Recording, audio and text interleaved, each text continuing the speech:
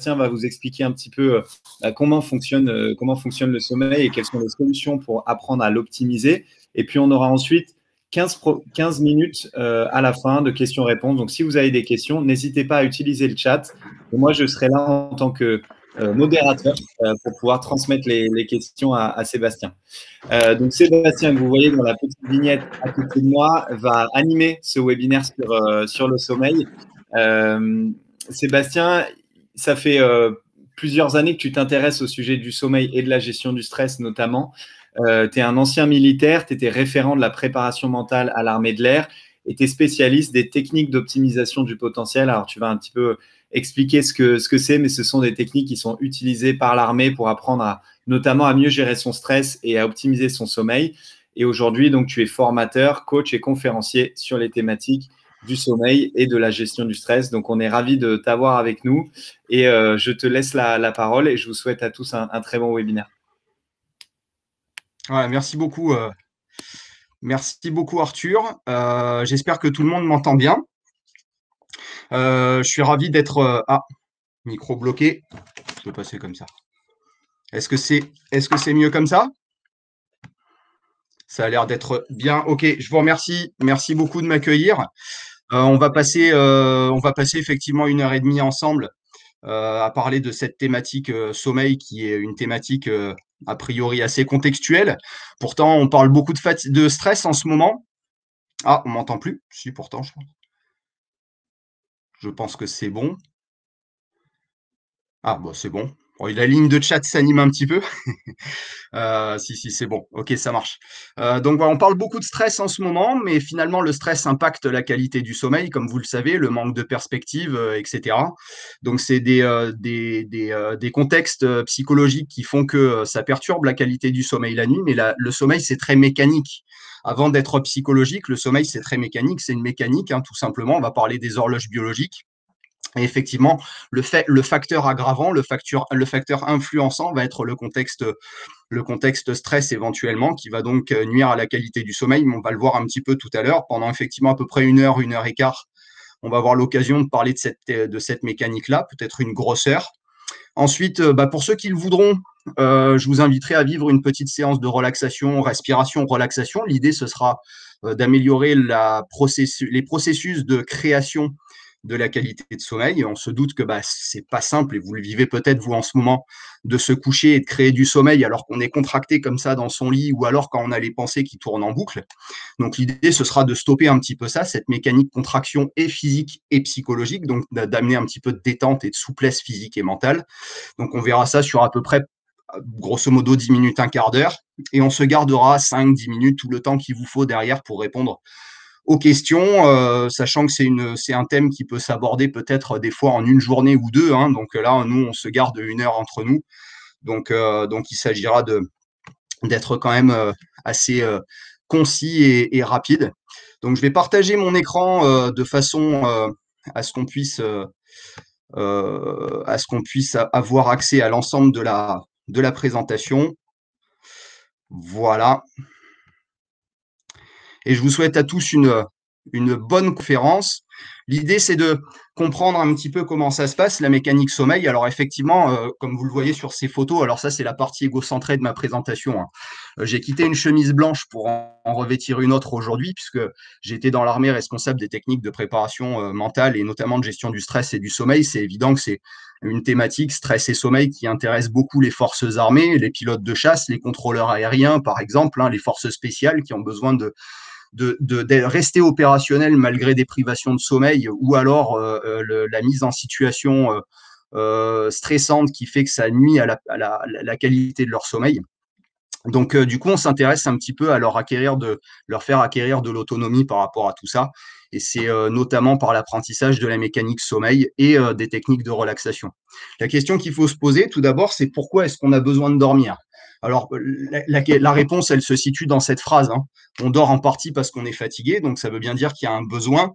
On dort aussi en partie parce qu'on ne souhaite pas être davantage fatigué, donc il y a aussi une mécanique préservation, et aussi parce que c'est l'heure, parce qu'on va voir qu'on est influencé par tout un tas de ce qu'on appelle des synchroniseurs externes, c'est-à-dire des donneurs de temps qu'il y a autour de nous, à commencer par l'heure qu'il y a sur notre montre, qui influence notre cerveau au-delà de notre mécanique consciente et de conscientisation de l'heure qu'il est. Bah, figurez-vous que le fait de lire l'heure, ça donne l'heure à notre cerveau et il enclenche rien qu'à la lecture de l'heure tout un tas une mécanique un peu fonctionnelle et hormonale qui produit le sommeil. Ça va être le cas, évidemment, on s'en doute aussi de la lumière du jour. Alors, il faut imaginer que toute la journée, notre métabolisme, notre fonction organique, c'est un petit peu comme un téléphone portable.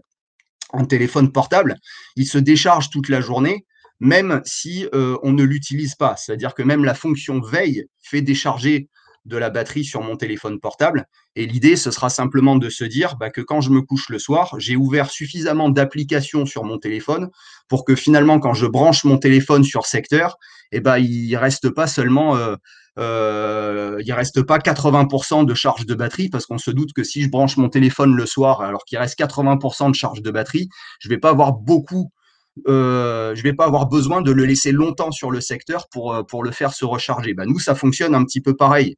C'est-à-dire qu'on a besoin toute la journée de décharger notre batterie en ouvrant nos applications à nous, c'est-à-dire le fait d'être en interaction sociale, le fait d'avoir des activités intellectuelles, le fait d'avoir des activités physiques.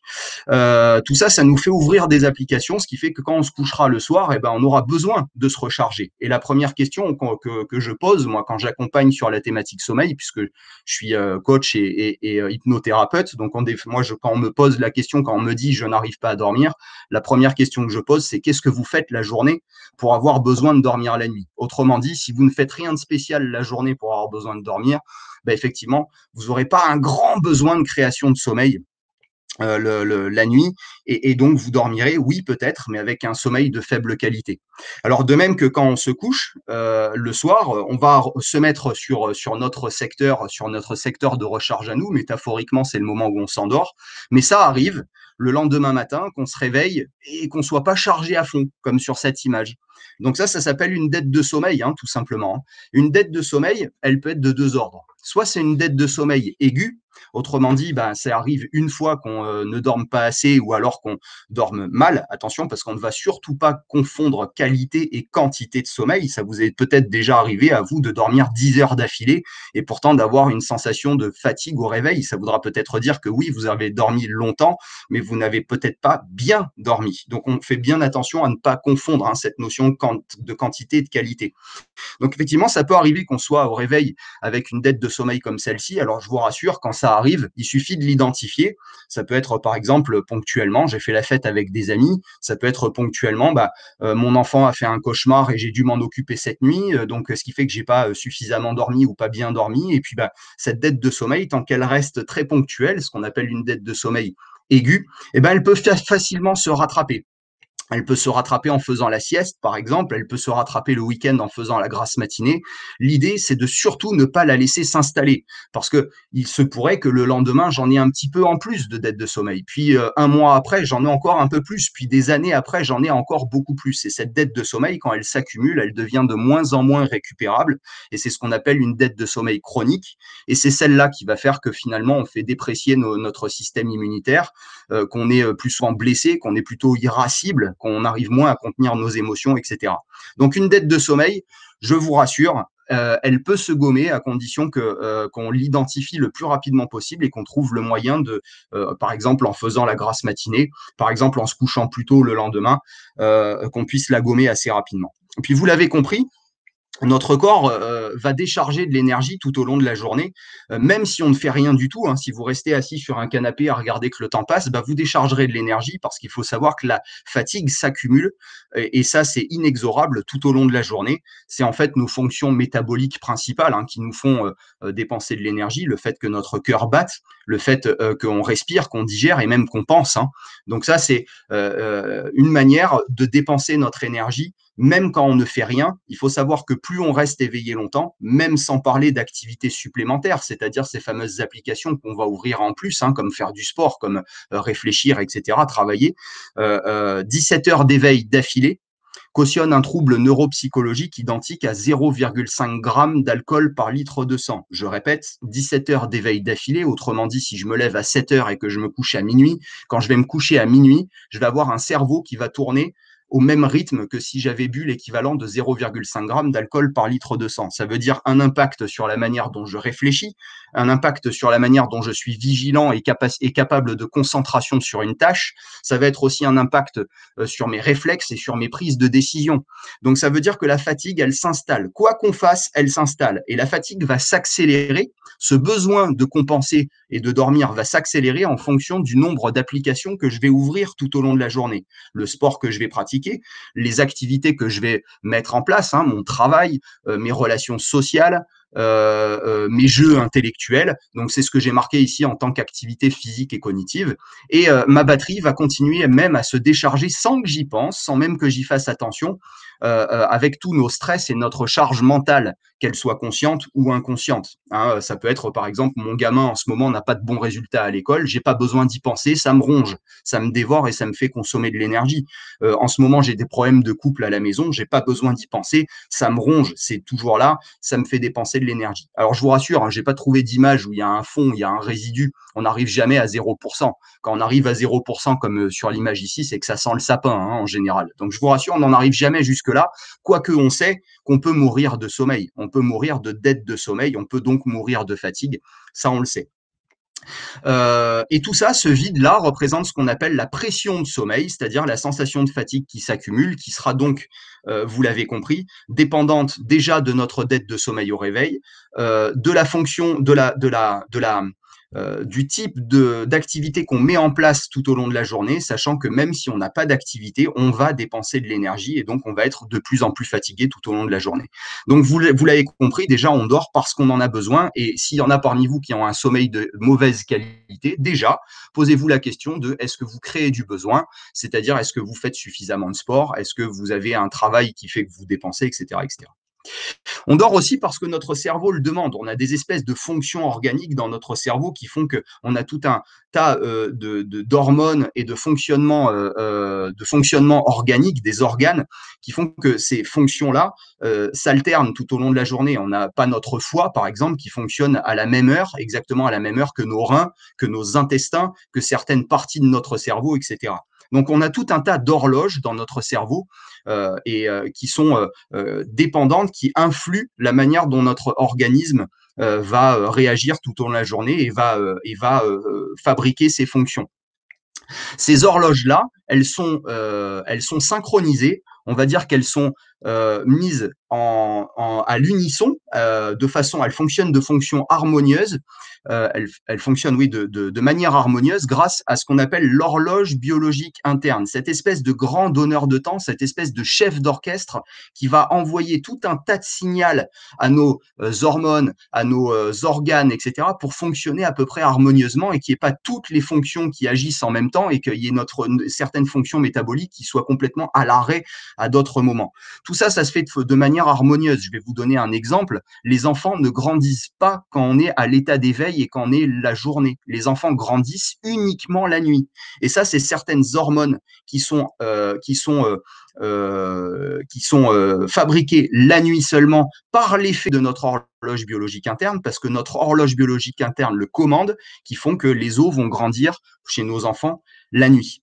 Et finalement, cette espèce de message qui va circuler d'hormone en hormone, d'organe en organe, qui permet en fait de synchroniser toutes nos fonctions métaboliques, c'est une hormone en elle-même qui le permet, et cette hormone, elle est très connue, cette hormone, elle s'appelle la mélatonine. La mélatonine est finalement l'hormone qui circule dans le circuit sanguin de façon à envoyer un message harmonieux à tout notre métabolisme pour que tout fonctionne d'une manière à peu près correcte et harmonieuse. Donc la mélatonine, c'est également l'hormone qui permet l'alternance régulière de l'activité veille et sommeil.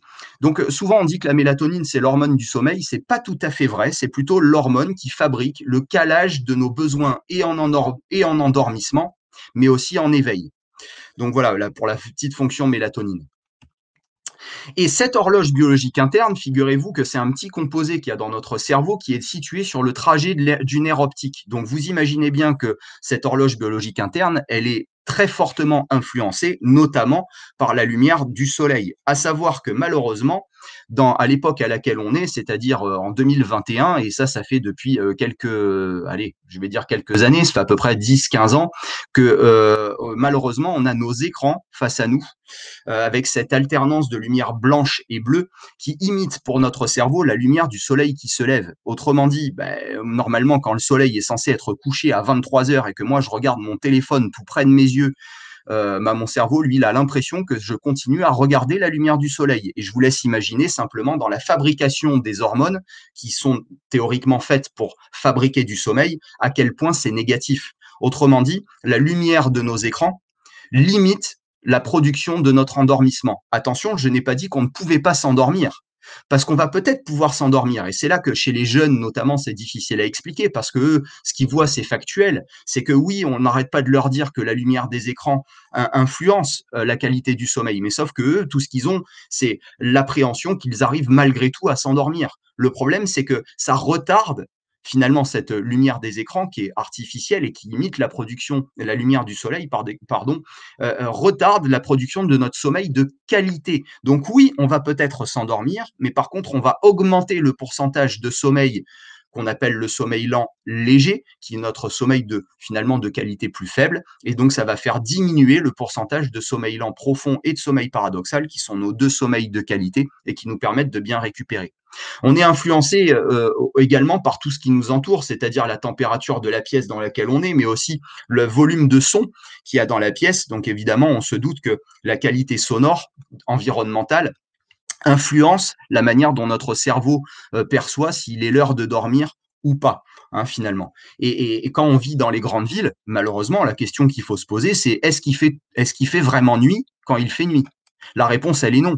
Aujourd'hui, en 2021, et là, pareil, ça fait des dizaines d'années que ça dure, on est truffé de pollution sonore et visuelle. Il y a les lumières dans les vitrines, les lumières des réverbères, les lumières artificielles dans notre chambre, c'est-à-dire les veilleuses, etc., qui sont perçues par notre cerveau comme une véritable source lumineuse.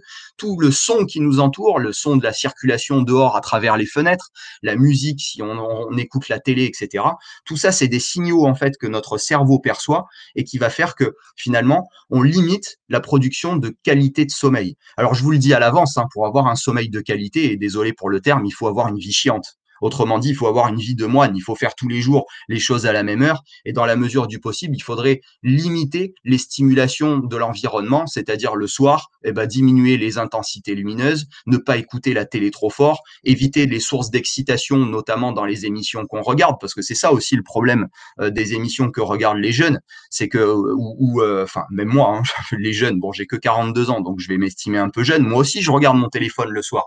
Le problème, c'est que si c'est de l'activité boulot, si c'est un film qui est plutôt excitant parce qu'il y a des émotions dans le film, le problème, c'est que tout ça, ça perturbe notre cerveau qui, lui, ne demande qu'une seule chose le soir, c'est de se mettre au repos.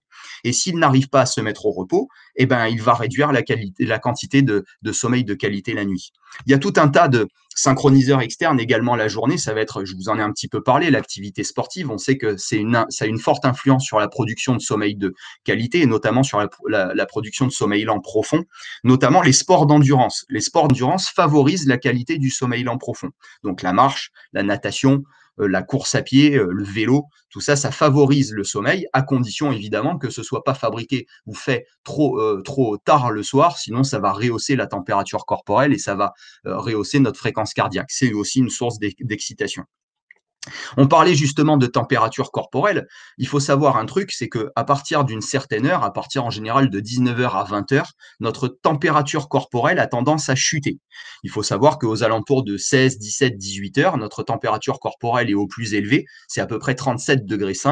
Et en milieu de nuit, vers 4h du matin, notre température corporelle est très basse, aux alentours de 36,5 degrés. Il y a quasiment 1 degré d'écart entre le pic haut et le pic bas. Ça veut dire que notre corps, naturellement, il cherche à évacuer de la température le soir, notamment à partir de vers 18-19 heures. C'est cette chute de température qui va provoquer de la somnolence et ces gages de qualité de sommeil. Donc, il faudra tout faire le soir pour favoriser la chute en température de notre corps. Et ça veut dire notamment Ça veut dire notamment éviter de manger trop tard, parce que sinon, notre rythme de digestion va rehausser notre température corporelle. Ça veut dire aussi ne pas régler la température de la pièce trop haute aussi. En général, on dit entre 19 et 17 degrés pour qu'on puisse fabriquer un sommeil de qualité.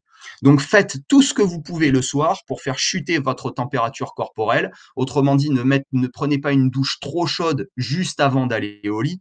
Ne faites pas une activité sportive juste avant d'aller au lit. Ne vous couvrez pas trop quand vous vous couchez, parce qu'il faut faire en sorte d'arriver à évacuer de la température corporelle. Et votre pièce, il faut qu'elle soit la plus fraîche possible, si tant est qu'on soit capable de rester dans le confort.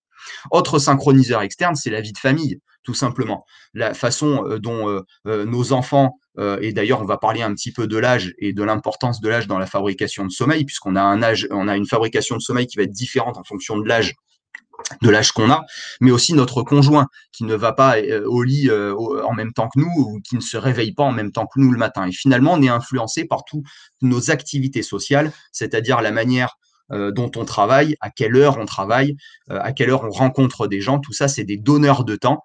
Et donc, il sera très important d'arriver à respecter les donneurs de temps, qui sont en fait gages du calage de notre horloge biologique. Donc, on a vu un petit peu pourquoi on dormait. On dort parce qu'on en a besoin, on dort parce que notre cerveau l'exige, et on dort parce que notre cerveau est lui-même influencé par des donneurs de temps à l'extérieur. Maintenant, on va voir le comment on dort. Alors, le comment on dort, vous avez peut-être déjà cette image en tête. On dit qu'on dort selon un petit train du sommeil. On parle de cycle de sommeil. On dort en moyenne, c'est vraiment une moyenne. Ne commencez pas à crier derrière vos écrans, je vous entends d'ici. On dort en moyenne 7h30 par nuit. Ça, c'est un besoin moyen, à savoir que aujourd'hui, il semblerait qu'on dorme à peu près 1h30 de moins qu'il y a 50 ans.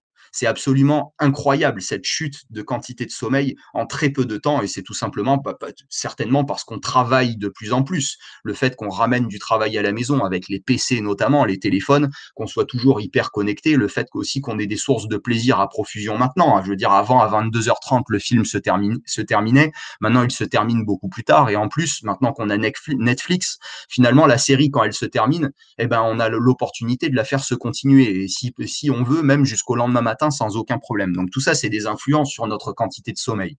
Par contre, ce qu'il faut savoir, c'est que ces fameux 7h30, on ne les dort pas d'un seul bloc. On va les dormir par cycle de sommeil, c'est-à-dire des petits trains qui vont s'enchaîner. Chacun de ces petits trains, ça dure à peu près 1h30, c'est à peu près une moyenne. Ces petits trains comportent 4 wagons. On va les voir. Mon premier wagon, c'est mon wagon d'endormissement. On l'appelle le sommeil lent léger, puisqu'on commence déjà à fabriquer du sommeil à ce moment-là. À ce moment-là, on est en train de se couper progressivement des synchroniseurs externes, c'est-à-dire des stimulants extérieurs. C'est-à-dire que on va mettre des espèces comme des feuilles de calque, vous savez, ces feuilles un peu transparentes qu'on mettait avant pour dessiner. C'est comme si on avait des feuilles de calque qu'on mettait sur notre cerveau, qui nous coupaient progressivement des stimuli extérieurs. C'est-à-dire que quand on a une feuille de calque sur le cerveau, on va moins voir, moins entendre, moins sentir.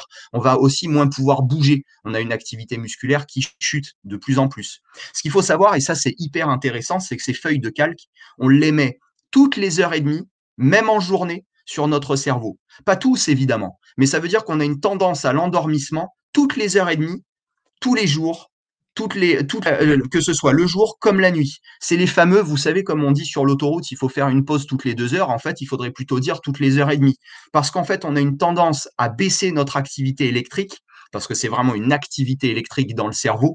On a tendance à avoir une baisse de l'activité électrique dans le cerveau, ce qu'on appelle d'ailleurs, vous pouvez le retenir si vous voulez pour épater vos copains un mercredi soir, le Best Rest Activity Cycle. C'est l'activité électrique de notre cerveau qui est régulière et qui fonctionne toutes les heures et demie avec un pic haut et un pic bas.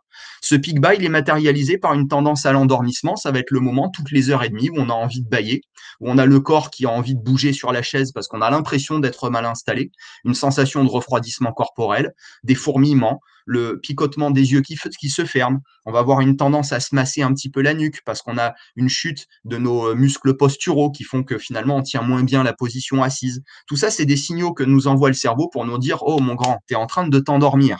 Et figurez-vous que on rentre dans cette phase-là toutes les heures et demie, toute la journée. Je vais vous en reparler un petit peu tout à l'heure. Même quand on s'en rend pas compte, je vous donne un exemple. Le soir, il est 22h30, vous êtes en train de lire un bouquin et vous vous endormez sur votre bouquin. Vous en étiez à la page 250. Le lendemain matin, quand vous vous réveillez, vous essayez de reprendre le film de votre histoire, donc vous reprenez la page 250 et là, vous vous rendez compte que en fait, vous n'avez pas vraiment lu la page 250. Vous vous rappelez pas d'avoir lu cette page-là. Je ne sais pas si ça vous a déjà fait ça. On appelle ça l'amnésie rétrograde. Alors, on revient à la page 249, 248, 247, jusqu'à ce qu'on arrive en fait à retrouver le moment de l'histoire où on a bien enregistré les informations qu'on était en train de lire.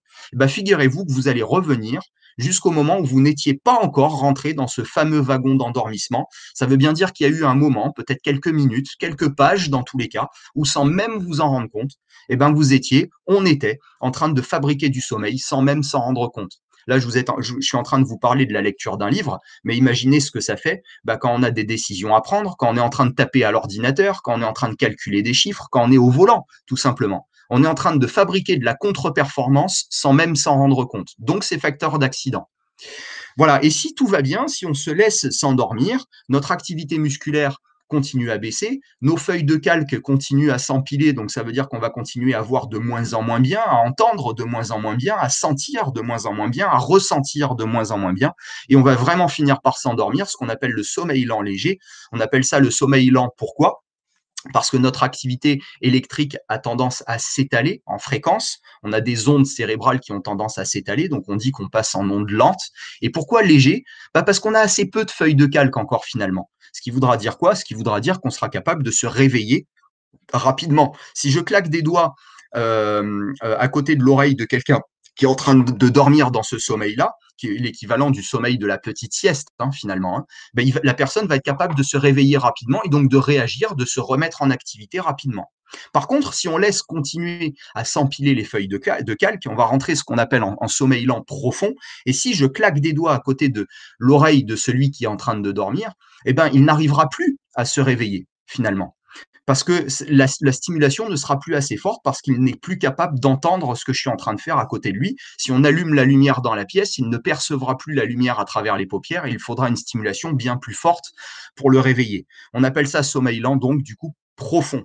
Ce qui se passe en sommeil lent profond, c'est que nos muscles se régénèrent. On fabrique ce qu'on appelle de l'hormone de synthèse protéique. Autrement dit, les muscles se régénèrent. C'est le moment où chez les sportifs, par exemple, mais chez nous tous, c'est le moment où les muscles vont cicatriser. C'est le moment donc où on va réparer nos tissus musculaires. C'est le moment où les enfants vont grandir, je vous l'ai dit tout à l'heure.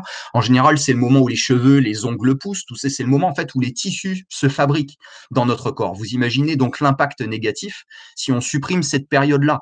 Ça, en fait, c'est générateur de blessures et notre métabolisme n'est plus capable de récupérer dans ses fonctions cellulaires. C'est le moment où la fréquence cardiaque va être la plus basse, c'est le moment où la fréquence respiratoire va être la plus basse, où la température corporelle va être la plus basse, et c'est aussi le moment où on va trier les informations qu'on a acquises la veille.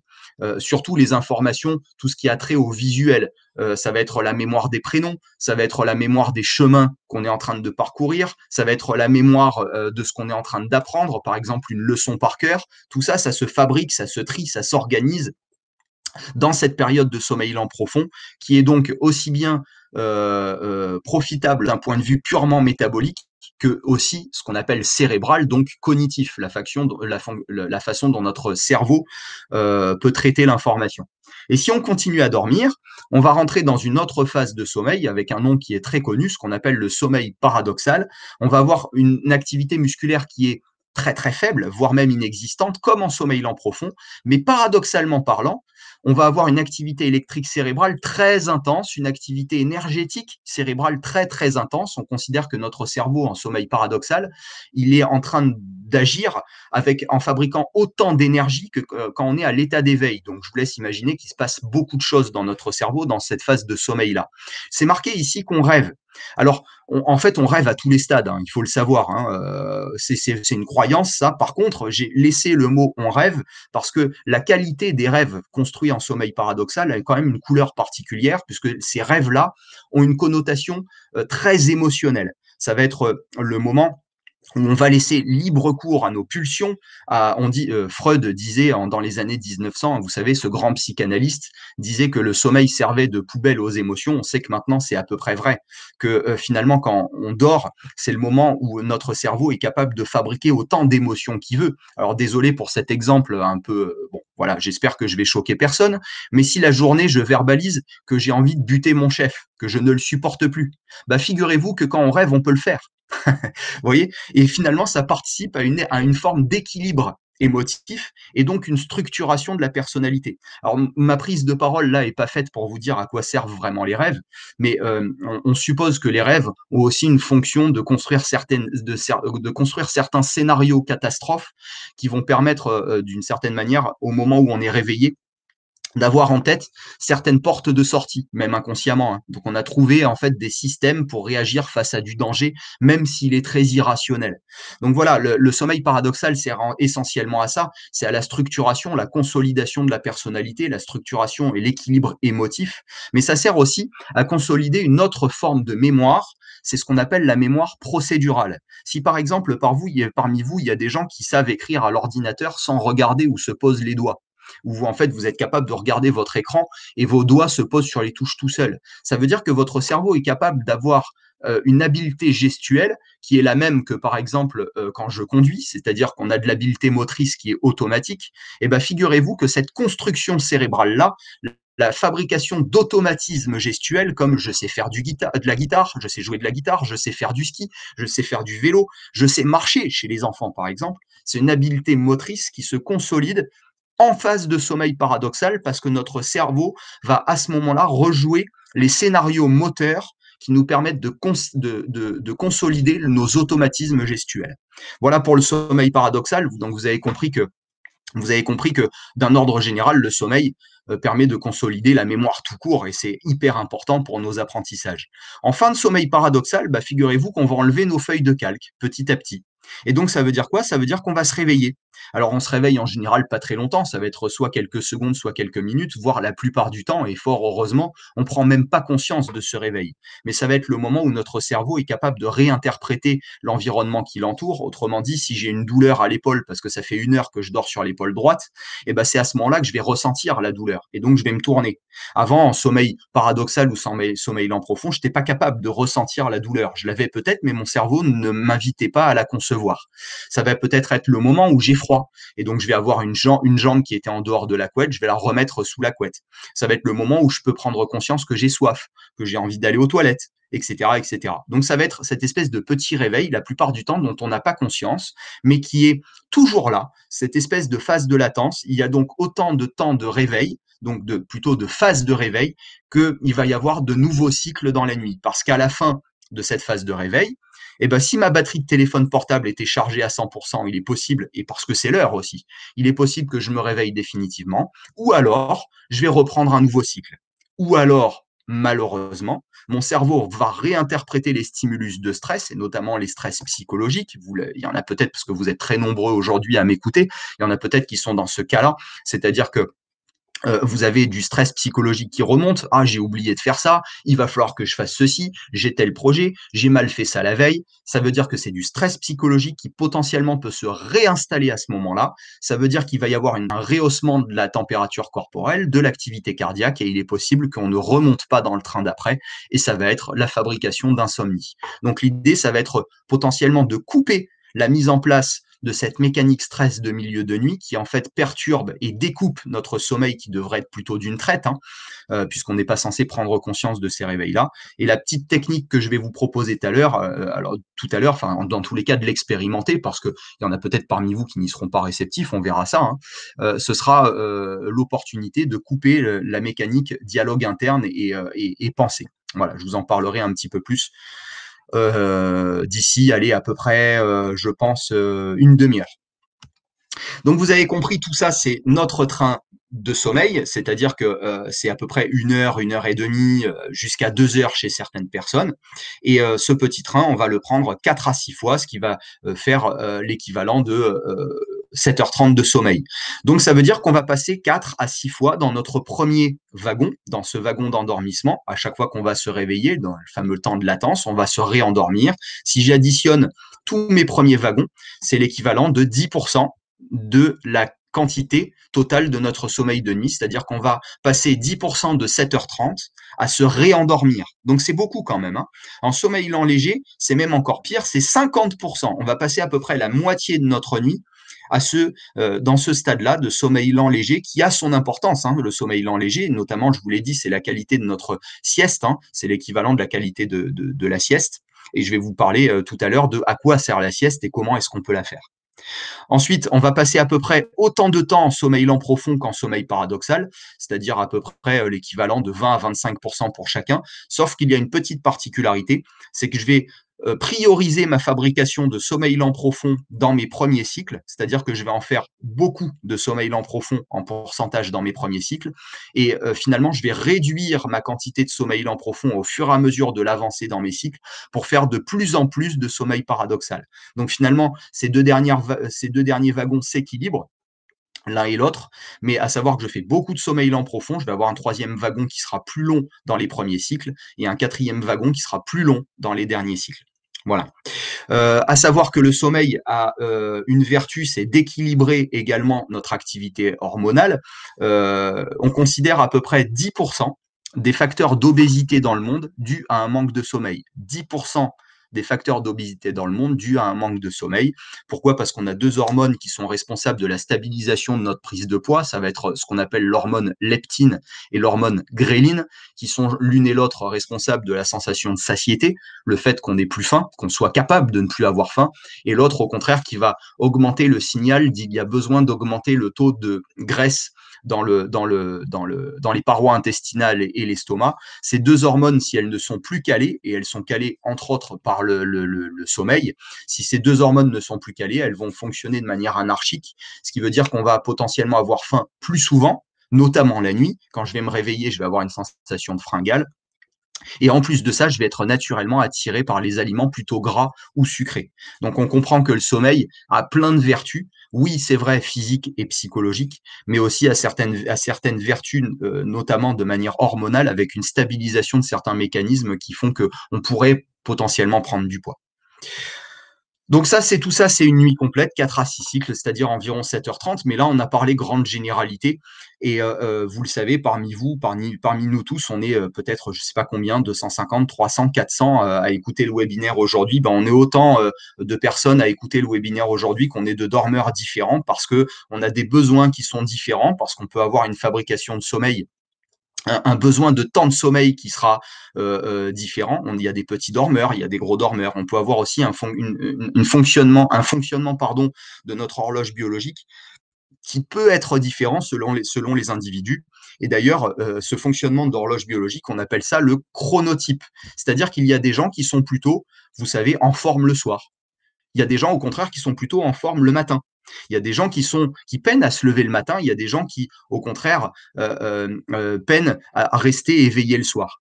On appelle ça des chronotypes et il y a des gens qui sont plutôt couche-tard, lève-tard. On appelle ça un chronotype vespéral et il y a des gens qui sont plutôt couche-tôt, lève-tôt. Alors ce nom est un petit peu plus connu. On appelle ça un chronotype matinal. Si on regarde un petit peu comment ça se passe, ça ressemble à une courbe de Gauss, ça en fait. On le voit ici. Il y a une tendance moyenne, une tendance majoritaire qui se situe aux alentours de 23h, minuit. Bon, ça va dépendre un petit peu aussi de la saison à laquelle on est, puisque en général, l'été, on a une tendance à s'endormir un petit peu plus tard parce qu'il fait plus chaud, parce que le soleil se couche plus tard. Bref, on voit quand même que ça suit une courbe de Gauss, mais il faut savoir que plus on s'éloigne de cette tendance moyenne et plus le pourcentage décroît rapidement. Malgré tout, parmi nous, il y a des vrais couches-tard, il y a des vrais couches-tôt. Et en fonction des rythmes biologiques, on va pas tous être égaux dans notre niveau de performance la journée. Un couche-tard, par exemple, on peut lui demander de travailler plus tard le soir, il sera performant. Un couche-tôt, on peut lui demander de travailler tôt le matin, il sera performant. Je peux vous poser la question, par exemple, si vous aviez le choix dans votre activité sportive, est-ce que vous auriez plutôt tendance à la pratiquer le matin? Est-ce que vous auriez plutôt tendance à la pratiquer le soir? Alors, il y a une moyenne en général, et ça, on retrouve cette courbe de Gauss-là. Mais en général, avec cette question-là, on a une tendance à se situer plutôt couche-tard ou plutôt couche-tôt, ou alors plutôt en tendance moyenne. Il va y avoir aussi un besoin en volume de sommeil qui sera différent en fonction des gens. Il y a des gens qui sont plutôt gros dormeurs, plutôt petits dormeurs, mais vous savez que La tendance moyenne, c'est quand même 7h30. Hein, on le voit encore, c'est de nouveau une courbe de Gauss. On considère à peu près 5% des gens qui ont besoin de moins de 6 heures de sommeil et à peu près 5% des gens qui ont besoin de plus de 9 heures de sommeil. Donc c'est assez peu, mais ça existe quand même. Et en termes de management, c'est quand même important à noter. Et puis, il va y avoir en fonction une variabilité aussi en fonction de notre âge. Si je vous pose la question, par exemple, un enfant, d'après vous, quel chronotype il a? Vous le savez, un enfant, il est plutôt matinal.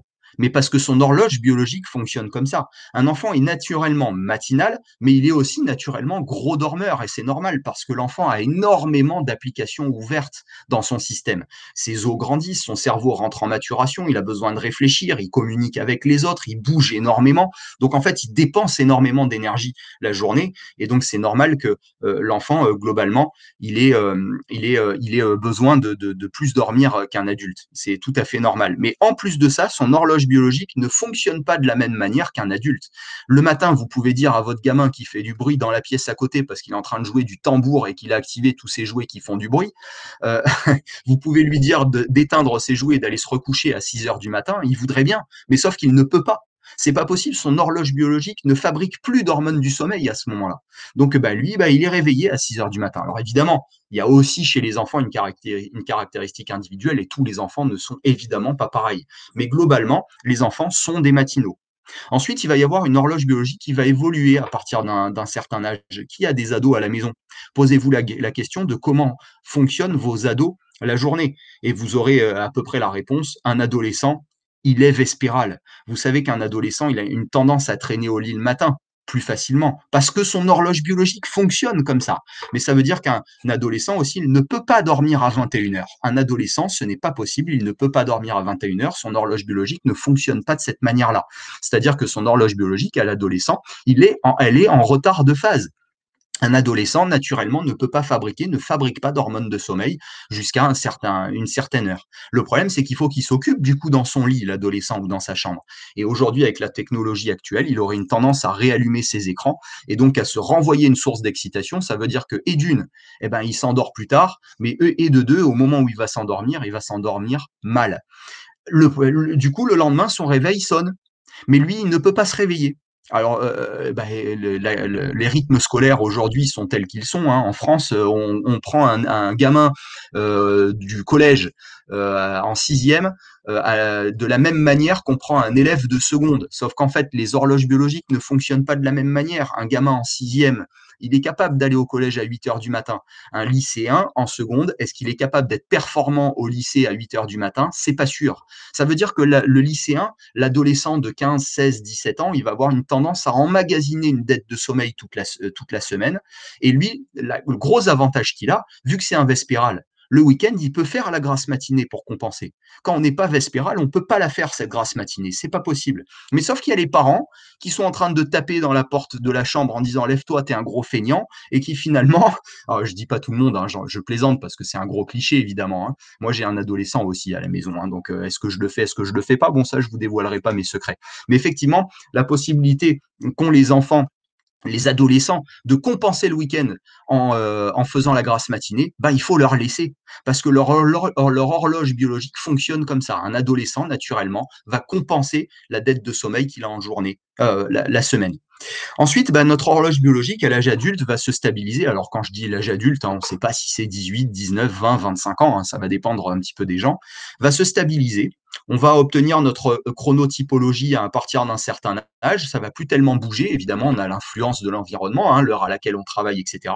Et remarquez que chez les papis et mamies, l'horloge biologique rechange. Les papis et mamies redeviennent des matinaux. Vous avez peut-être remarqué à quel point c'est difficile pour les papis et mamies de regarder le film jusqu'à la fin. C'est normal. Un papy, une mamie, leur horloge biologique est rebasculée en mode matinal. Autrement dit, ils vont fabriquer les hormones de sommeil plus tôt, mais ça veut dire que le matin, ils vont se réveiller plus tôt. Autre problème chez les papis et les mamies, et ça c'est très lié à l'âge de la retraite, c'est que comme on s'embête un peu à la retraite, bon, sauf quand on est très occupé dans le monde associatif, etc., on va faire la sieste. Le problème, c'est que cette sieste-là, si c'est une sieste complète de 1h30, c'est-à-dire l'équivalent d'un cycle de sommeil, cette sieste-là ne va plus servir à compenser la nuit qu'on a mal dormi la veille, puisqu'ils vont dormir assez, ils ont l'opportunité de le faire. Cette sieste-là, finalement, va prendre le pas sur la sieste, sur la nuit d'après. Autrement dit, la sieste va prendre la place de la nuit, ce qu'on appelle le sommeil polyphasé. Nous, en général, à l'âge adulte, on dort nos 7h30 d'un bloc, autrement dit, on dort ce qu'on appelle en sommeil monophasé. Chez les vétérans, les anciens, les papis, les mamies, vous notez que je dis des mots un peu jolis pour dire les vieux, hein, mais bon, c'est comme ça parce que voilà, j'essaye de faire un peu de démagogie. Mais les papis et les mamies, ils ont un sommeil polyphasé, autrement dit, ils dorment un petit peu la journée et le reste la nuit. Mais du coup, ils dorment pas assez la nuit et ils s'en plaignent. Donc surtout parmi vous, s'il y a des gens qui sont insomniaques, qui n'arrivent pas à dormir la nuit, privez-vous de faire la sieste. La sieste va être réservée à ceux qui savent dormir la nuit. Autrement dit, la sieste, elle est réservée en termes de compensation si j'ai envie de gommer un manque de sommeil. Mais en aucun cas, la sieste, je dois la faire si je suis insomniaque parce que sinon, je risque effectivement de me coucher en ayant moins besoin de dormir que si j'avais une vraie dette de sommeil au moment de ma mise au lit. Donc pensez bien à ça. Ne faites pas la sieste si vous n'avez pas besoin de compenser une dette de sommeil. Faites la sieste uniquement pour récupérer d'une mauvaise nuit, surtout pas pour prendre de l'avance. Hein, parce que la sieste, la qualité de sommeil pendant la sieste, même si je dors 1h30, ne sera jamais de la même qualité que le sommeil de nuit, tout simplement parce que notre cerveau n'est pas fait pour fabriquer la même qualité de sommeil la journée que la nuit. L'être humain est fait pour dormir la nuit. C'est comme ça.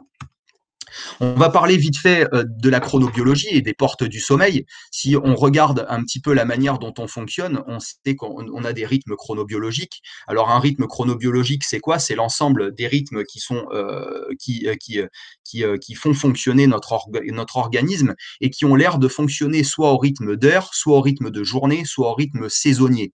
Alors on a des rythmes qu'on appelle circadiens. Ça c'est vraiment pour placer des mots au Scrabble hein, que je vous dis ça. C'est vraiment du plus. Hein. Circa, ça veut dire autour. Circadien, c'est autour d'un jour. Donc, on a tout un tas de rythmes chronobiologiques circadiens qui sont en fait un enchaînement de rythmes biologiques sur 24 heures comme ceux qu'on voit ici. On va en voir d'autres, ceux qui nous intéressent beaucoup plus. Par exemple, l'alternance veille et sommeil, c'est un rythme chronobiologique circadien. On va en revoir d'autres un petit peu tout à l'heure. On a aussi des rythmes qu'on appelle ultradiens et on va voir que notre vigilance suit un rythme ultradien, c'est-à-dire avec une fréquence qui est plus élevée que 24 heures. Et il y a ce qu'on appelle aussi des rythmes infradiens, c'est-à-dire des rythmes chronobiologiques qui sont plus étalés que 24 heures. Alors si mesdames qui sont en train de nous écouter, vous en connaissez un hein, de rythme biologique plus, on va dire avec une fréquence plus basse que 24 heures, notamment un tous les 28 jours que vous connaissez bien. Quoique nous, indirectement, on le connaît bien aussi, hein, ce rythme chronobiologique aussi. Alors, on a aussi des rythmes saisonniers, hein, le fait que, par exemple, les arbres ont des feuilles qui verdissent au printemps et qui tombent l'automne, c'est donc un rythme chronobiologique qui est propre aux arbres, mais c'est un rythme chronobiologique infradien. Chez les animaux, et dont on fait partie, on a une tendance à garder plus de graisse l'hiver que l'été, c'est comme ça, c'est un rythme infradien. Le rythme sexuel hein, chez certains animaux suit un rythme infradien aussi, une activité sexuelle plus élevée à certains moments de l'année. On va voir donc certains rythmes chronobiologiques qui vont nous intéresser en particulier. Ça, c'est notre rythme de la performance. Alors regardez-la bien, vous la connaissez finalement cette courbe. Elle est importante. Là, on va parler de la gestion des temps forts et des temps faibles en entreprise. Puis après, j'en parle vraiment 5 minutes. Après, on va se garder notre petite pratique tous ensemble. Mais on voit ici qu'il y a un pic haut aux alentours de 10 à 11 heures. Je vais essayer de vous expliquer tout à l'heure pourquoi. Il y a un pic bas aux alentours de 13-14 heures, mais vous le connaissez, ce pic-là. Et je vais vous expliquer aussi pourquoi. C'est le moment où, en général, on a plutôt une tendance à vouloir faire la sieste. Et il y a aussi un pic haut aux alentours de 16, 17, 18 heures. Je vais vous expliquer aussi pourquoi. On va expliquer déjà tout ça par cette courbe bleue ici, qui est notre courbe globale de performance cognitive, c'est-à-dire la manière dont notre cerveau est performant tout au long de la journée. Quand on se lève vers 7 heures du matin, on a les feuilles de calque résiduelles qui traînent. On appelle ça l'inertie du sommeil. Il va falloir à peu près 2, 3 à 4 heures pour enlever 100% des feuilles de calque et que notre cerveau tourne à plein régime. Autrement dit, je vais être performant à peu près 3 à 4 heures après mon éveil. Hein, à 100%. Donc aux alentours du milieu de matinée, c'est le premier rebond de cette courbe rouge. Et inexorablement, je vous l'ai dit tout à l'heure, ce niveau de performance cognitive chute en fonction de notre temps d'éveil. C'est les fameux 17 heures d'éveil cautionnent 0,5 g un trouble neuropsychologique identique à 0,5 g d'alcool par litre de sang. C'est cette fameuse baisse inexorable de notre courbe cognitive, de performance cognitive, c'est-à-dire la façon dont notre cerveau est capable de fabriquer de la performance, la manière dont donc on est capable d'être attentif, vigilant, concentré, de prendre des décisions, etc. Donc vous comprenez que ça vaut plutôt le coup de mettre des réunions un peu type brainstorming, etc., où on va solliciter l'attention de tout le monde, la réflexion de tout le monde, plutôt en milieu de matinée. En général, si on met une interro sur la table d'étudiants à 10h ou 11h du matin, les résultats vont être bien meilleurs qu'à un autre groupe d'étudiants à qui on proposerait la même interro aux alentours de 13 à 14h. On le sait, ça, hein, ça a été prouvé. Vous voyez donc qu'il y a ensuite un pic bas aux alentours de 13-14 heures, un pic haut aux alentours de 17 heures, hein, à peu près. Je vais vous expliquer pourquoi. Ça correspond à notre activité métabolique. Et on voit finalement que la température corporelle, eh ben, elle chute légèrement aux alentours de 13-14 heures selon les individus. Il y a un léger décrochage de température qui est en fait notre production de besoin de somnolence aux alentours de 13-14 heures, c'est-à-dire le besoin de faire la sieste. Et notre température se réélève jusqu'à avoir un pic haut aux alentours de 17-18 heures pour rechuter, ça je vous l'ai dit tout à l'heure, aux alentours des 36,5 degrés vers 4 heures du matin. Donc ça veut dire qu'on peut définir finalement que ce pic de 17-18 heures, c'est un pic de performance, mais qui aurait plutôt tendance à être un pic de performance métabolique. La façon dont nos fonctions métaboliques sont élevées, c'est-à-dire plutôt notre capacité musculaire, notre capacité d'être habile dans nos activités motrices. Donc ça permet de définir quelques plages finalement de performance. Je vous ai noté qu'ici vers 10-11 heures, on était plutôt performant cognitivement parlant et qu'aux alentours de 17-18 heures, selon les individus, hein, ça peut évoluer un petit peu, ce serait plutôt un pic de performance type activité corporelle. On va définir ensuite qu'il y a certaines zones où il va y avoir une tendance à fabriquer du sommeil, ce qu'on appelle zone de sommeil facilité. La nuit, c'est normal parce qu'il n'y a plus de lumière, donc on sait que l'organisme va fabriquer les hormones du sommeil, dont la mélatonine, la mélatonine qui a une tendance à fabriquer de l'endormissement, plutôt la nuit. Et puis la journée, vous savez maintenant pourquoi à ce moment-là, on est plus enclin à s'endormir aux alentours de 13-14 heures, c'est parce qu'on a une activité métabolique qui chute un petit peu à ce moment-là, et ça, c'est très cérébral. Alors c'est vrai que le repas va influencer, hein. Un repas lourd va faire que ça nous permet de fabriquer plus de somnolence, mais même si on mange pas, pour casser cette croyance-là, hein, c'est pas parce qu'on a mangé qu'on a besoin d'aller au lit, c'est surtout parce qu'il y a cette baisse de température. Même si on mange pas aux alentours de 13-14 heures, si on se pose confortablement dans un canapé, on aura envie de se reposer aussi. Là, ici, aux alentours de 4 heures du matin, hein, c'est à peu près entre 3 et 5 heures du matin, c'est le moment où il faudrait ne pas se réveiller. C'est le moment où en fait on a une zone d'éveil interdit. Hein, parce qu'à ce moment-là, notre sommeil est le plus récupérateur, toutes les courbes métaboliques sont au plus bas. Il va y avoir aussi ce qu'on appelle des zones de sommeil interdit, où ça vaut pas trop le coup d'aller dormir. Alors en milieu de matinée, faire la sieste là, c'est pas super efficace, hein, parce qu'on a toutes les courbes qui sont au plus haut. Et en fin de journée, le risque qu'on prendrait, hein, aux alentours de 19, 20 heures, 21 heures de faire une sieste, ce serait simplement qu'on entame notre cycle de sommeil et finalement qu'on fabrique des cycles de sommeil au détriment de nos sommeils de nuit. Et ça voudrait dire qu'on se réveillerait un peu naturellement vers 5 heures du matin. Je voudrais vous parler vite fait de la sieste, et notamment de la sieste courte. La sieste courte, elle a une tendance à jouer sur la courbe bleue. La sieste courte, c'est la sieste que font les navigateurs, hein, qui viennent de rentrer du Vendée Globe, par exemple. Vous vous doutez qu'ils n'ont pas trop le temps de dormir une nuit complète, hein. Donc eux, dès qu'ils ressentent un pic d'hypovigilance, ils vont avoir une tendance à relancer la courbe bleue en fabriquant de la sieste, à peu près une vingtaine de minutes, hein, des fois un peu moins, des fois aussi avec un cycle complet, hein. Je vous rassure, ils dorment aussi 1 à 2 cycles, hein, sinon ils fabriqueraient très peu de sommeil lent profond et ce serait trop difficile à vivre pour eux. Mais dans la mesure du possible, ils se limitent à des siestes d'à peu près une vingtaine de minutes, ce qui va leur permettre de faire rebondir cette fameuse courbe bleue, ce qu'on appelle donc du sommeil de rebond, et donc de réacquérir de la performance cognitive pour à peu près 1, 2 à 3 heures. Ça peut permettre également, pour ceux qui travaillent la nuit parmi vous, je ne sais pas si vous avez par exemple de la route à faire la nuit ou je ne sais pas, faites une sieste de rebond aux alentours de 20 heures par exemple, ce qui permettra de faire remonter votre activité cognitive pendant la nuit, tout simplement. Donc, quand je vous ai dit zone de sommeil interdit, ça, c'est quand vous êtes censé dormir la nuit, hein.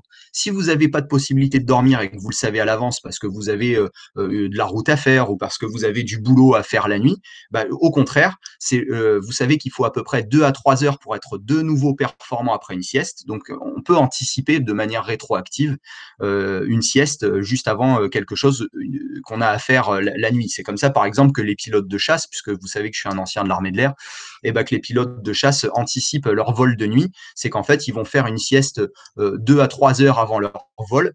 Ça peut être le cas des contrôleurs aériens aussi avant leur prise de poste, hein, ce qui va leur permettre d'être performants exactement au moment où ils l'ont besoin, malgré la présence de la mélatonine qui aurait une tendance à faire fabriquer de l'endormissement. Donc là, c'est une sieste d'anticipation d'une certaine manière.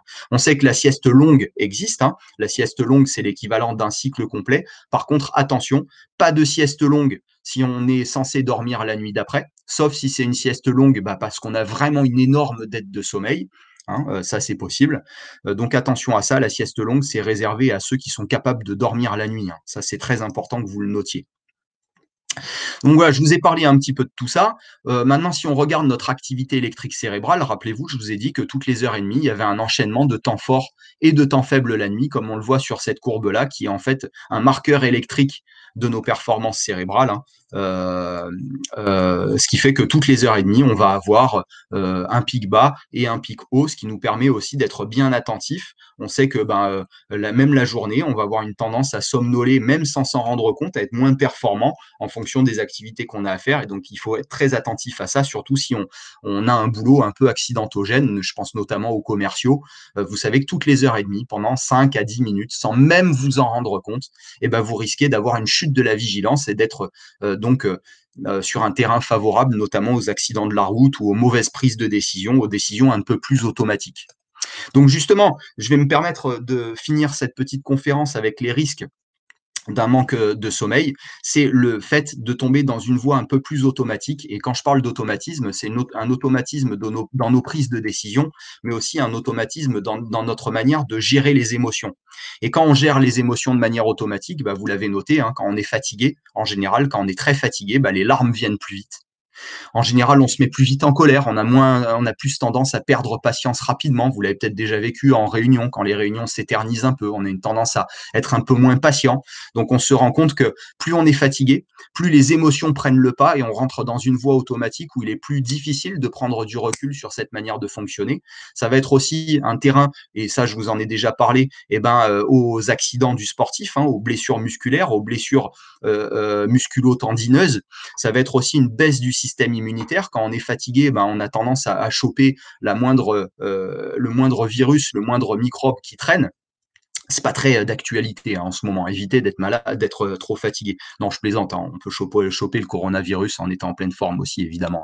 Ça va être aussi des douleurs de dos, ça va être des épisodes de distraction, ça va être des épisodes de micro-sommeil. Et quand vraiment ça va mal et très très mal, et je pense, et j'ai une petite pensée pour tous les primo-intervenants et les soignants actuels, ça peut être par l'enchaînement des activités, une baisse tout simplement de notre capacité à prendre du recul sur nos émotions. Ça, je vous en ai parlé, et c'est un terrain propice au burn-out, notamment à la dépression.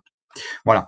Donc là, je vous ai parlé globalement du sommeil. J'espère que cette petite partie, même si j'étais très rapide, mais c'est quand même quelque chose c'est un fonctionnement qui est quand même très complet, le sommeil, donc j'ai voulu vous passer le plus d'informations possible.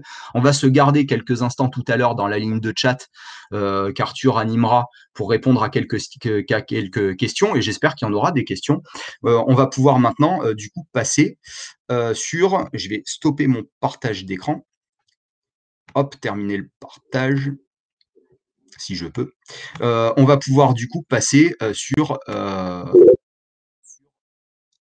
de la petite pratique pour ceux qui veulent, hein. Pour ceux qui veulent, une petite pratique respiration, relaxation. Je vais mettre mon micro, j'espère que ça va fonctionner. Je vais juste vous demander de me faire un petit retour dans la ligne de chat. Hop, pour me dire que vous m'entendez. Est-ce que vous m'entendez quand je parle dans mon petit micro? Super, ok, parfait. Merci beaucoup. Alors pour ceux qui veulent, Évidemment, c'est pas obligé cette partie-là. Pour ceux qui veulent, je vais vous offrir un petit temps de relaxation, hein, un quart d'heure, 20 minutes. Il est possible que vous travailliez en ambiance un peu sonore. Il y a peut-être des gens parmi, vous travaillez peut-être en open space, et cetera. On est dans cette culture française où c'est pas bien de faire la sieste. Je vous dis franchement, on fait partie des derniers pays dans le monde à ne pas avoir, inclus cette culture dans les entreprises. Aux États-Unis, maintenant, vous le savez, dans les grands groupes, on fait la sieste, hein, et au contraire, c'est même privilégié parce que c'est gage de performance et vous l'avez peut-être compris, ça permet de relancer cette courbe bleue. Donc ça permet de refavoriser l'activité mentale et quand on est, en entreprise, bah, finalement, les patrons, ils devraient favoriser la pratique de la sieste. Alors évidemment, pas n'importe quand. Il faut se limiter probablement à une vingtaine de minutes, ça suffirait largement. Mais surtout, moi, je voudrais vraiment qu'on désacralise cette pratique de la sieste-là et qu'on ait une tendance à la favoriser dans les groupes parce que bah, tout simplement, ça favorise la performance du collectif et ça favorise le bien-être et la santé individuelle aussi. Donc, ce serait intéressant que ce soit démocratisé dans les groupes. C'est dans la culture orientale, c'est dans la culture scandinave, c'est dans la culture américaine maintenant. Bah, moi, je vais vous proposer ce petit temps-là où je vais vous inviter à vous installer confortablement. Vous allez peut-être avoir le dos qui va se poser sur le dossier de la chaise. Je vais vous inviter à prendre une grande inspiration et sur l'expiration, pour ceux qui le souhaitent, laissez les yeux se fermer. Et je vais vous inviter à vous installer dans vos yeux fermés, dans vos épaules qui se relâchent, dans votre bassin, posé sur la chaise, dans vos pieds posés à plat sur le sol. Et je vais vous inviter à vous installer dans votre respiration.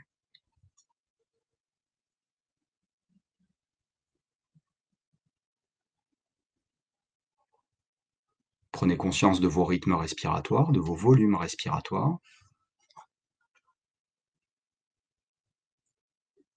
Prenez conscience des parties du corps qui bougent quand vous respirez. Pour certains, ça peut être le ventre qui bouge, sensation du ventre, du nombril poussé vers l'avant à chaque inspiration et qui reprend sa place à chaque expiration.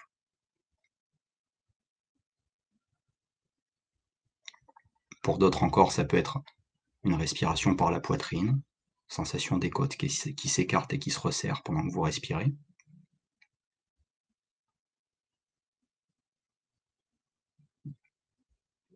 Pour d'autres encore, ça peut être une respiration jusque dans les épaules, si vous êtes un peu attentif, sensation de mobilisation des épaules quand vous respirez.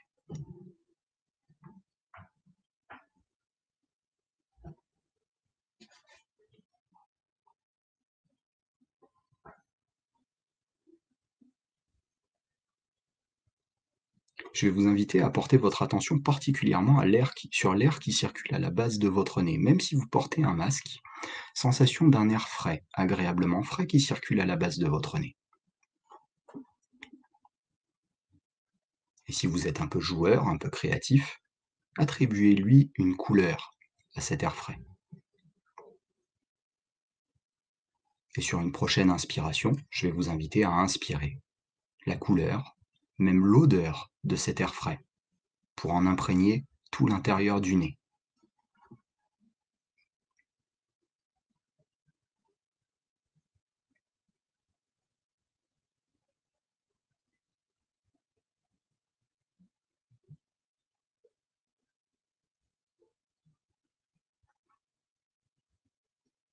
Sur une prochaine inspiration, plus ample encore, plus calme, plus douce, inspiration couleur et odeur d'air frais, jusque dans la gorge.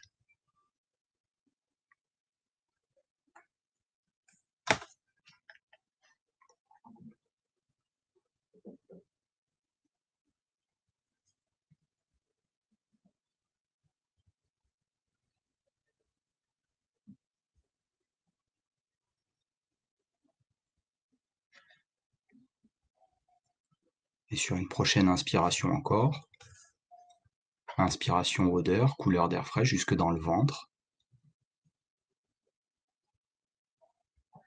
Et prenez quelques instants pour ressentir que c'est un air réchauffé que vous expirez. Et je vais vous inviter à expirer chaud de plus en plus longtemps, de plus en plus calmement, Inspiration, air frais. Et souffle, air réchauffé, de plus en plus long.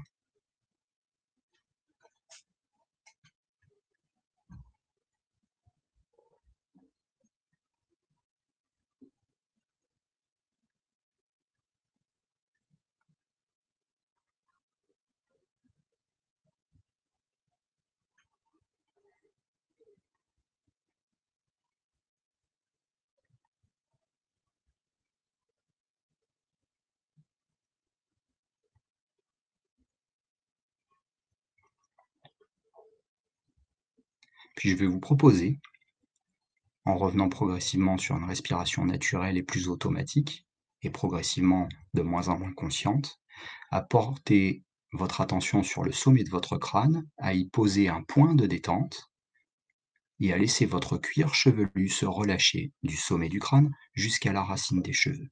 Un cuir chevelu peut être progressivement plus souple, plus élastique.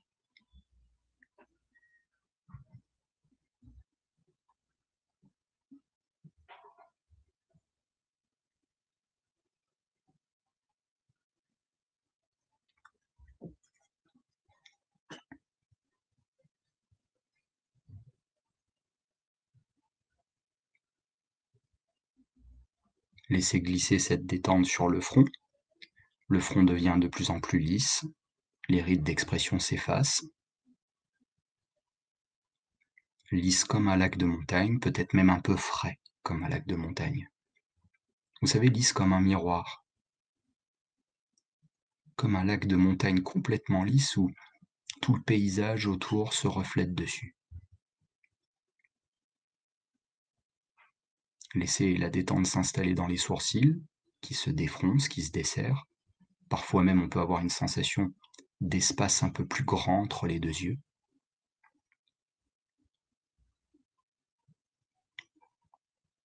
Les tempes se relâchent.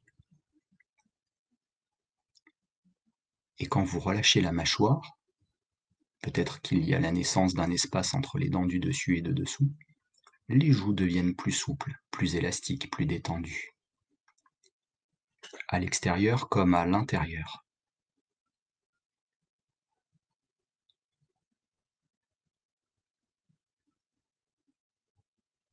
On pense souvent à relâcher les muscles de l'extérieur. Je vais vous inviter à relâcher ceux de l'intérieur aussi, le palais.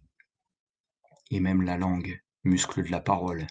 Laissez la langue se reposer naturellement, peut-être derrière les dents.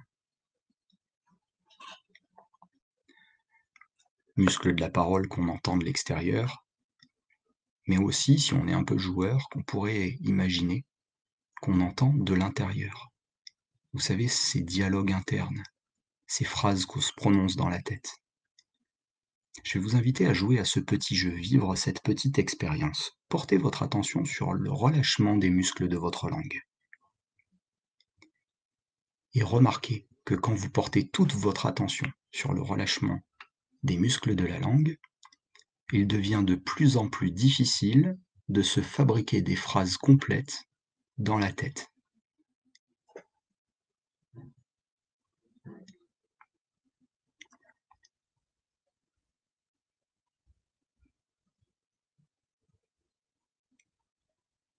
Quand vous portez votre attention sur le relâchement des muscles de la langue,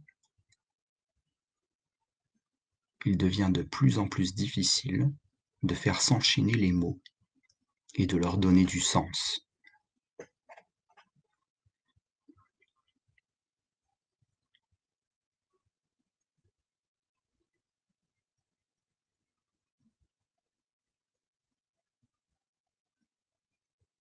Quand vous portez votre attention sur le relâchement des muscles de la langue, les mots s'espacent. Quand la langue s'endort, vous installez du blanc, du silence mental. Profitez-en quelques instants, jouez avec cette expérience, peut-être transformez-la. Laissez-vous l'approprier.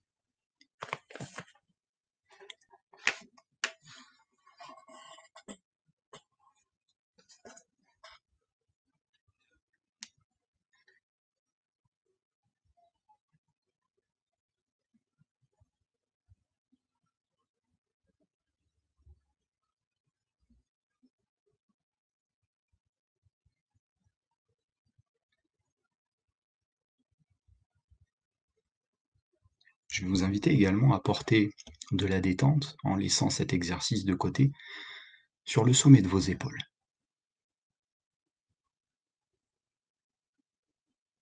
Les épaules se relâchent. Laissez s'installer progressivement une forme de lourdeur, peut-être au contraire de légèreté confortable dans les épaules quand les épaules se détendent. Et laissez glisser cette sensation le long de vos bras, comme une cascade, comme des gouttes de relaxation. Les fibres musculaires se desserrent, se détendent, se relâchent, du sommet des épaules jusqu'au bout des doigts.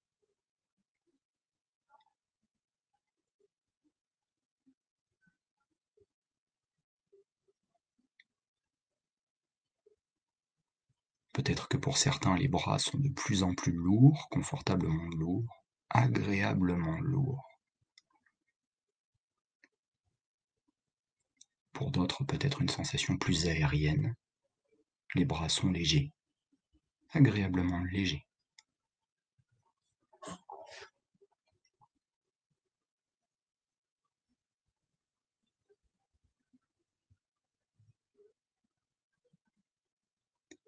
Posez un point de détente au sommet de votre nuque, juste en identifiant quels sont les muscles nécessaires pour garder votre tête droite et la position assise.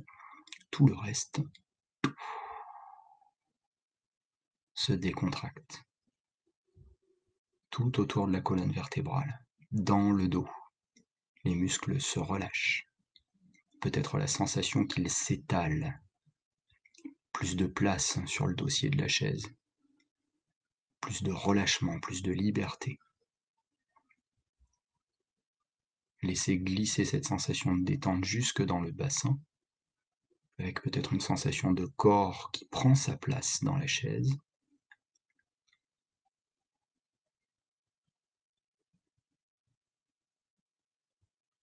Les muscles fessiers se relâchent, sont plus détendus. Les quadriceps, les ischio-jambiers, l'avant des cuisses, l'arrière des cuisses se détendent, se relâchent, se décontractent. Peut-être une sensation de cuisse plus molle, plus modelable, comme de la pâte à modeler, plus malléable.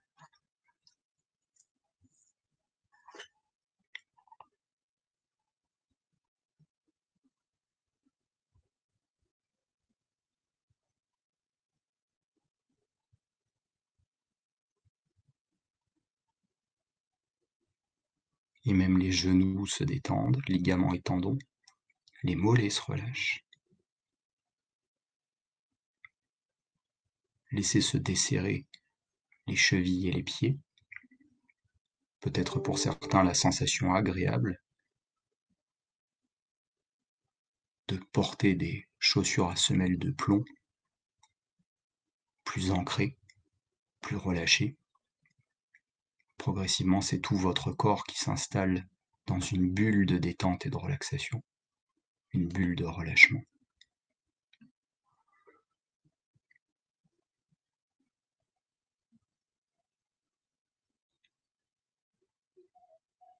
Une bulle dans laquelle vous êtes libre de mettre des couleurs, des paysages,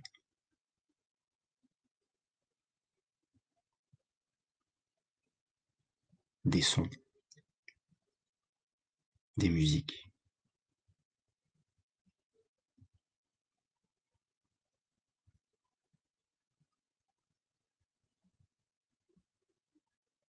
Des sensations confortables, peut-être des souvenirs, peut-être même des projets. Quelques instants pour en profiter. Je vous laisse dans votre bulle, la construire. Bulle de liberté, bulle de sécurité aussi.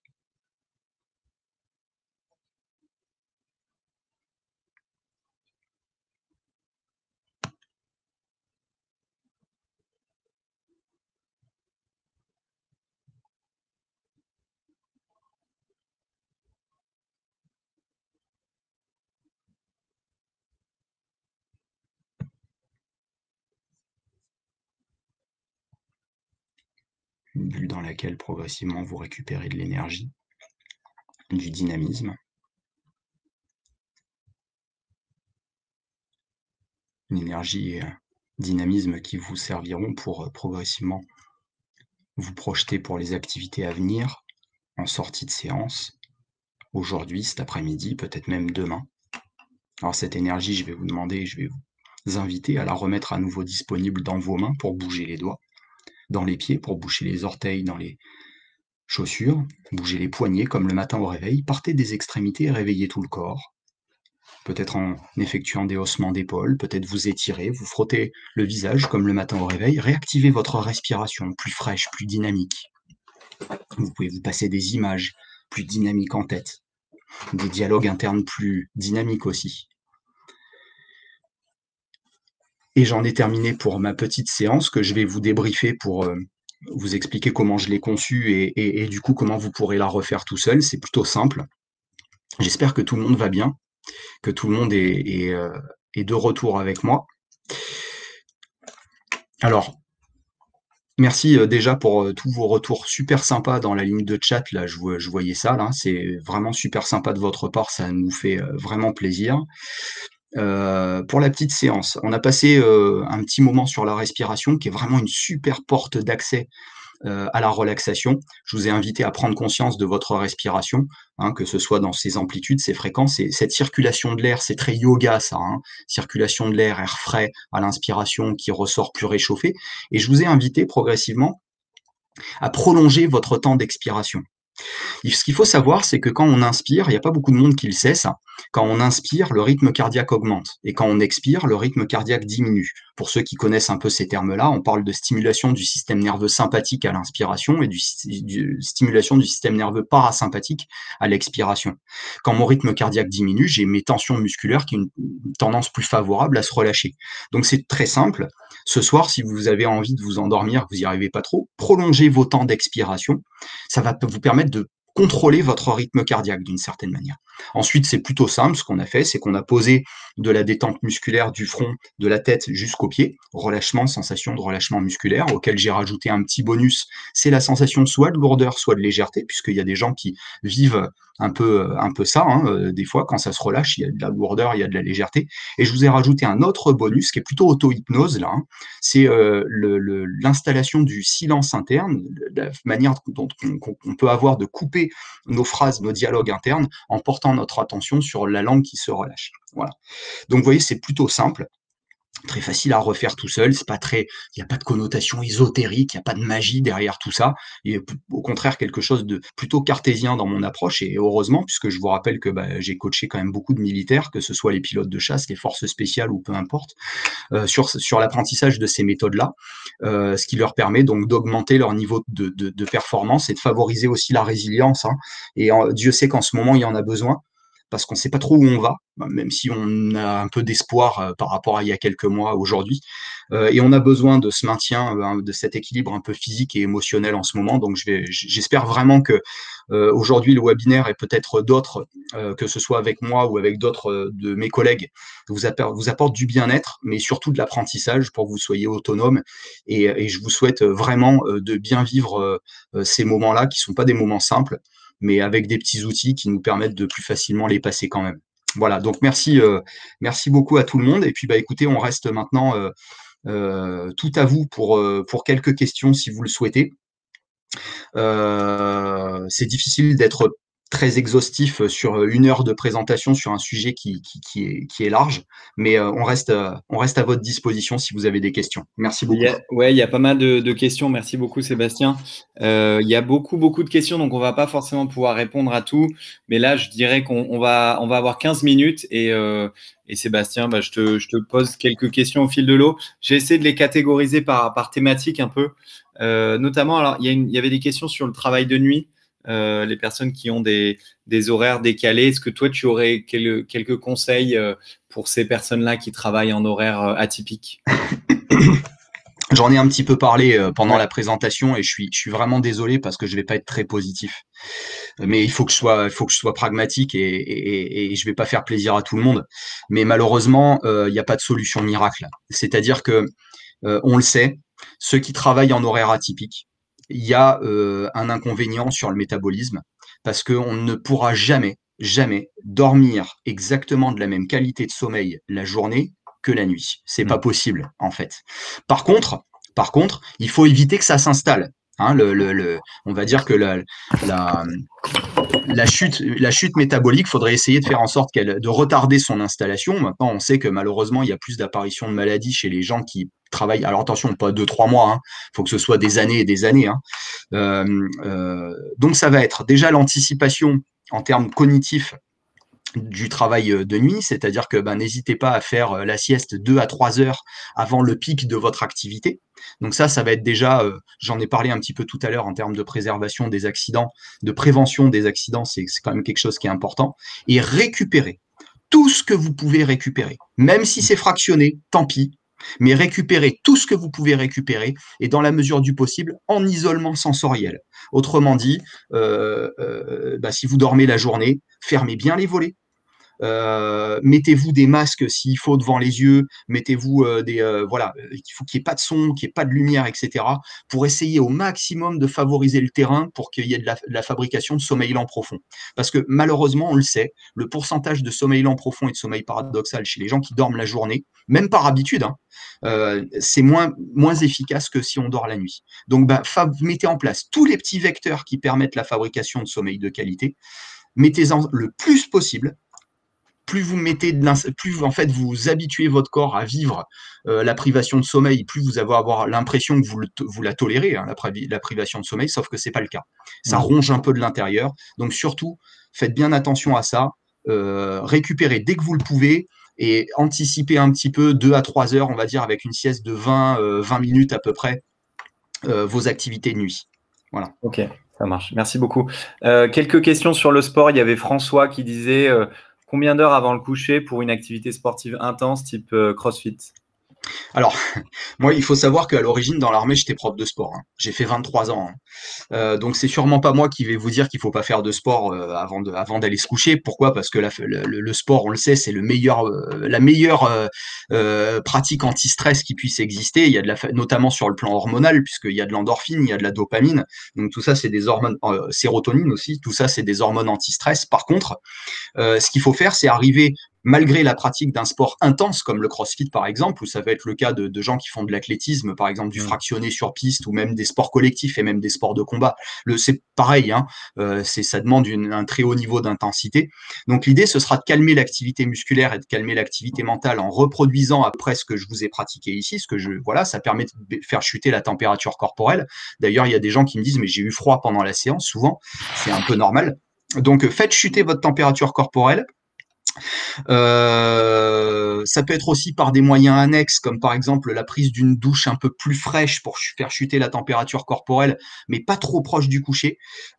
Si possible, éloignez votre dernière douche d'au moins une demi-heure ou 45 minutes de votre heure de coucher. Et vraiment, si je peux vous donner si vous avez le choix, parce que quand on est en club, on n'a pas le choix sur les horaires de pratique. Si vous avez le choix, je pense qu'au moins 2 heures avant d'aller au lit, c'est bien.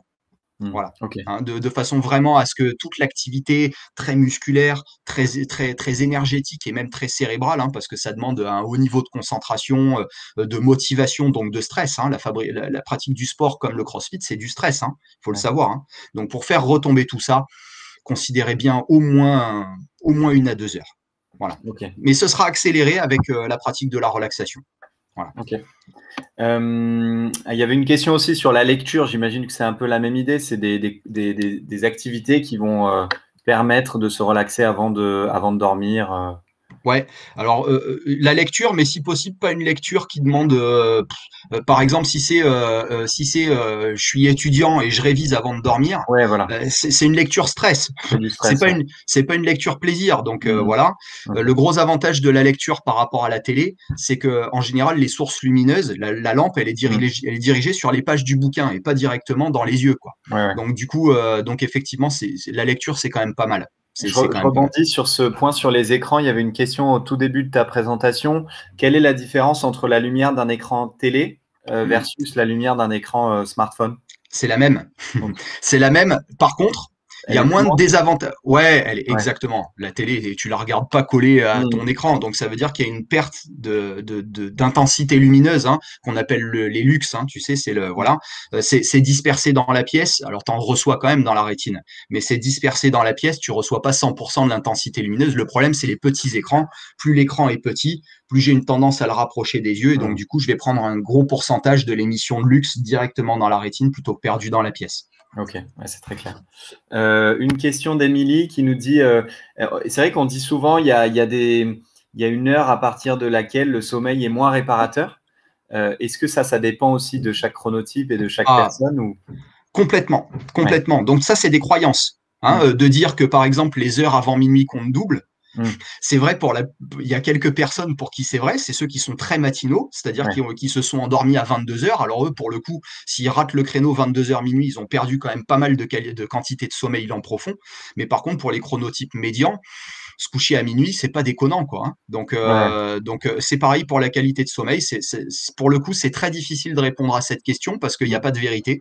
Ça dépend essentiellement de l'heure à laquelle on se couche, mais on sait que globalement, aux alentours, dans la fenêtre 3, 4, 5 heures, c'est le moment où le sommeil est le plus récupérateur.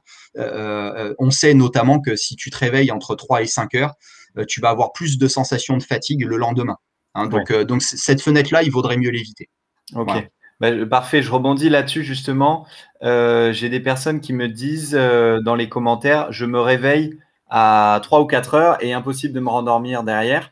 Alors, on ne Mm. va pas forcément résoudre ce problème-là aujourd'hui en quelques questions-réponses, mais est-ce que toi, tu aurais quelques conseils pour faciliter le réendormissement? Heu, c'est ce qu'on a fait là tout à l'heure, hein. Ouais, c'est ça. C'est arrivé en fait à alors bon déjà, le gros problème qui se pose, c'est je l'ai dit un petit peu tout à l'heure, quand on se réveille et qu'on a un rehaussement de l'activité mentale parce que, bah, c'est à ce moment-là où les idées se remettent, à tourner et cetera, bah, ça refavorise la création d'adrénaline, donc les hormones du stress qui cherchent à contrôler ça. Le stress, c'est pas que je cherche à contrôler le physique, c'est je cherche à contrôler aussi tout ce qui me passe par la tête.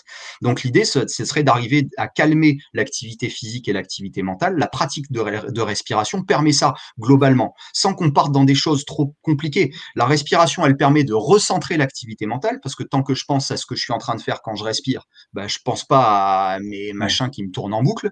Et en plus de ça, ça favorise l'activation du système nerveux parasympathique. Donc on est bien sûr du système nerveux, c'est-à-dire la mise en état de calme du corps. Mm, Ça demande quand même un minimum d'entraînement. Ne mm. croyez surtout pas que c'est magique. Plus je fais, mieux ça marche. Hein, c'est toujours pareil. Mais mettez en place ce genre d'activité-là.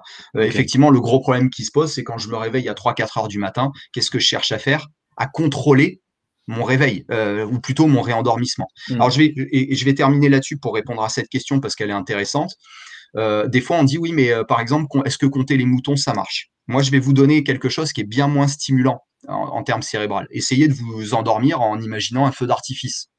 C'est pas terrible en termes d'abaissement des stimulations parce que le cerveau, quand il voit du feu d'artifice partout, c'est stimulant. Créez-vous une image qui soit la plus monochrome et la moins stimulante possible.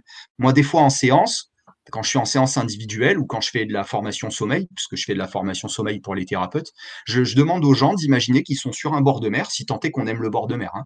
Je leur demande de regarder la mer, mais on imagine que la mer, elle est lisse, il n'y a pas une seule vague. Et en fait, bizarrement, la mer, elle est aussi bleue que le ciel. Ce qui fait mm. que quand on regarde au loin comme ça, il n'y a pas de ligne d'horizon. Parce que le bleu et le ciel se rejoignent, mais on ne sait pas tellement où. Et je leur demande de monter dans un bateau, c'est très métaphorique tout ça, hein. Je leur demande de monter dans un bateau et de se laisser porter vers la ligne d'horizon sans qu'ils sachent où elle est vraiment. C'est une métaphore d'endormissement, on ne sait pas quand est-ce qu'on va s'endormir. Donc Mm. là, je leur demande d'imaginer ce qu'il y a sur cette ligne d'horizon, c'est peut-être de nouvelles pensées, etc. Essayez ça, un univers Ok. le plus monochrome possible et le moins stimulant possible. Ok. Merci beaucoup. On avait une question, une personne pardon, qui pendant une période assez longue a beaucoup moins dormi à cause Je d'un vois, ouais. travail nocturne, donc à temps partiel, ou à cause d'enfants, par exemple, ce genre de choses. Quand c'est limité dans le temps, qu'est-ce que tu conseillerais pour retrouver un cycle normal? Ah bah, c'est compliqué. Est-ce que la personne, elle dort normalement maintenant? Si elle dort normalement, on peut supposer que du coup, elle est plus trop en décalage horaire, hein, ce qu'on Ouais. appelle en jet lag social, on va dire, parce que Ouais. socialement, il y a bien des facteurs qui l'ont poussé à être en décalage horaire. Il y a des facteurs environnementaux comme ça. Si elle dort normalement, maintenant, j'ai envie de dire que bon, c'est pas dramatique. Si par contre elle continue à dormir sur ce rythme-là, 4 heures par nuit, c'est vraiment pas assez. Ok. Et là, pour le coup, ça va peut-être nécessiter, alors deux possibilités, mais je vais en privilégier une. Vous savez que l'hypnose, on dit que l'hypnose fonctionne bien. Attention, parce que quand il y a une origine pathologique, moi je suis hypnothérapeute moi-même, quand il y a une origine pathologique, c'est-à-dire quand il y a un soin à faire, quand il y a un rééquilibrage, notamment via une clinique du sommeil ou des choses comme ça, il faut le faire. Hein. Ouais, ouais. Voilà, je me préviens bien Ouais, de bien sûr. donner tout conseil qui serait d'un point de vue médical, qui finalement partirait sur un terrain qui n'est pas le mien. Hein. Donc Ouais, ouais. attention à ça. L'objectif de cette conférence, c'est de sensibiliser, c'est d'expliquer un peu comment ça fonctionne et potentiellement de vous montrer quelques outils pratiques, mais Voilà. on ne peut pas forcément répondre Ouais, tout à fait. à tous les enjeux. Et justement, sur tout ce qui est troubles du sommeil, il y avait beaucoup de questions sur l'apnée du sommeil. Ouais, ouais. Est-ce que tu peux nous en parler quelques minutes? Alors, l'apnée du sommeil, en fait, qui est pour le coup, qui peut être un dysfonctionnement pathologique, mais c'est pas toujours le cas. Alors déjà, il y a un terrain favorable. Malheureusement, ça peut être l'obésité. Alors, je vous rassure, hein, criez pas derrière vos écrans, c'est pas toujours le cas, mais c'est un facteur qui est quand même favorable, comme au ronflement.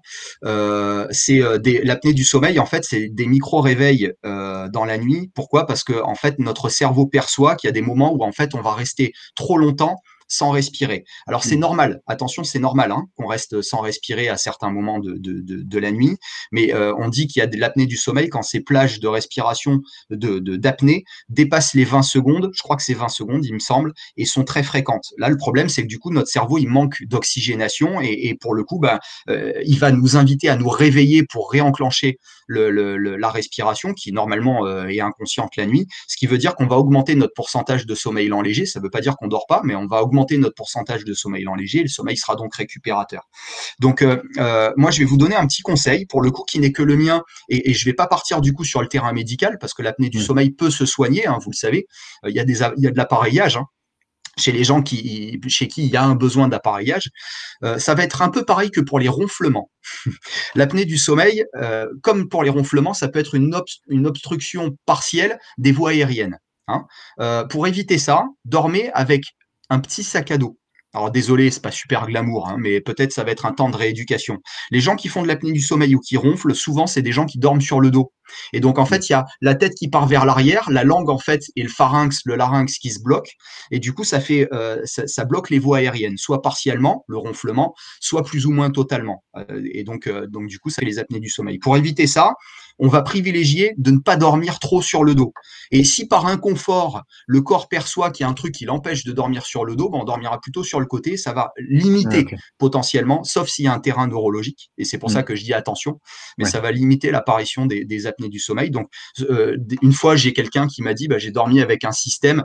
Après ce que tu m'as dit, je me suis scotché une balle de tennis au milieu du t-shirt, etc. Donc, imaginez un système comme ça qui vous empêcherait de vous installer trop dans le confort sur le dos. Voilà. Ok. Ok, super.